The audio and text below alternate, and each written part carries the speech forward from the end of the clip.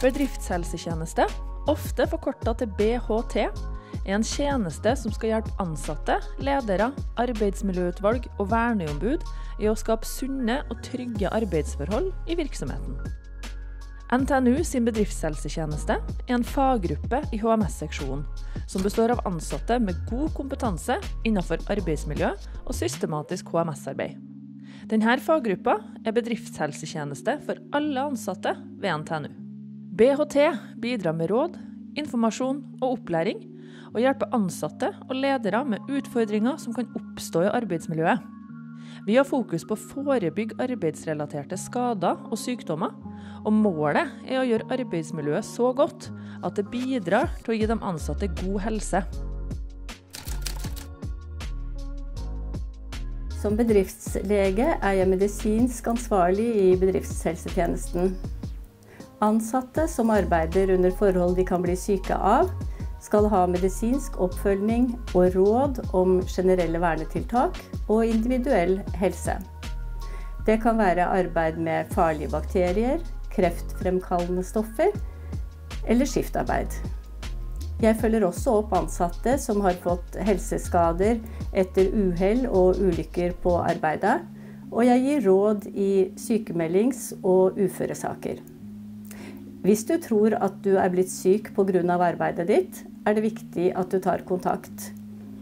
Da det aktuelt med utredning og kanskje melding om yrkessykdom. Som bedriftssykepleier så møter du meg hvis du trenger en helseundersøkelse eller veiledning på grunn av arbeidet ditt. Det kan være at du jobber med blod og blodprodukter, forsøksdyr, eller du utsettes for støy. Avhengig av hva du jobber med, så kan jeg gi deg en vaksine, eller jeg kan ta en hørseltest. Du kan også ta kontakt med meg hvis du har spørsmål rundt rus, eller at du gravid og bekymret for arbeidssituasjonen din. Som yrkeshygieniker så kan jeg hjelpe deg med å unngå at du blir utsatt for eksempel kjemikalier, støv, støy, stråling eller dårlig inneklima på din arbeidsplass. Hvis du trenger hjelp til å få gjort en risikovurdering eller en kartlegging av ditt arbeidsmiljø, eller om du ønsker å diskutere gode tiltak for å unngå eksponering for sånne type faktorer, så det meg du skal ha tak i.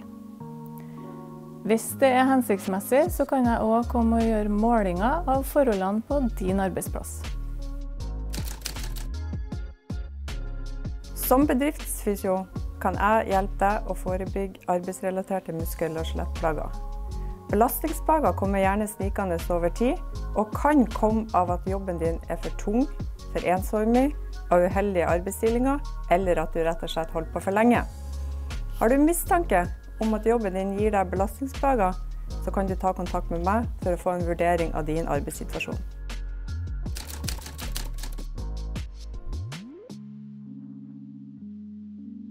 I bedriftshelsetjenesten så vi flere som jobber med psykososialt og organisatorisk arbeidsmiljø.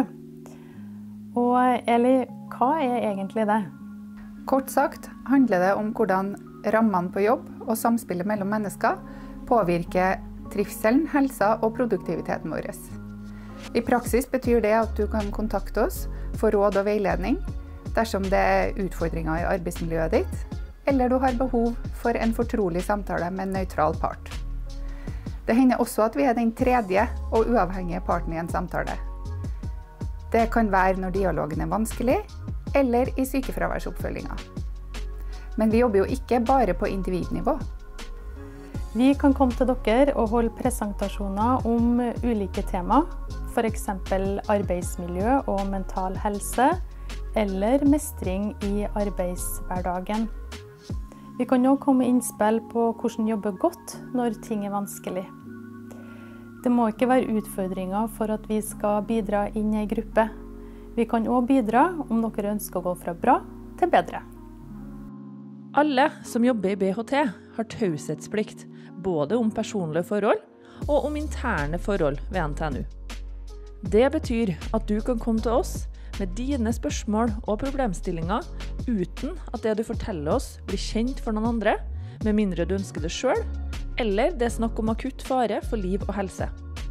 Bedriftshelsetjenesten har en fri og uavhengig rolle i arbeidsmiljøspørsmål.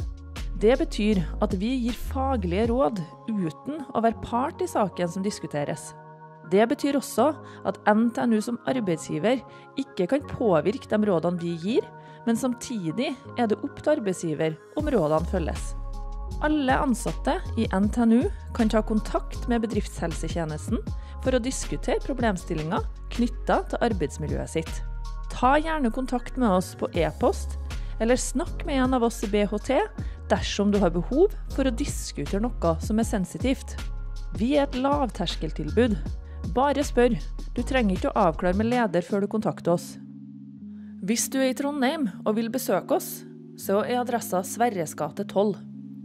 Du finner oss i 6. etasje i Akerinnbygget på Kalvskinnet.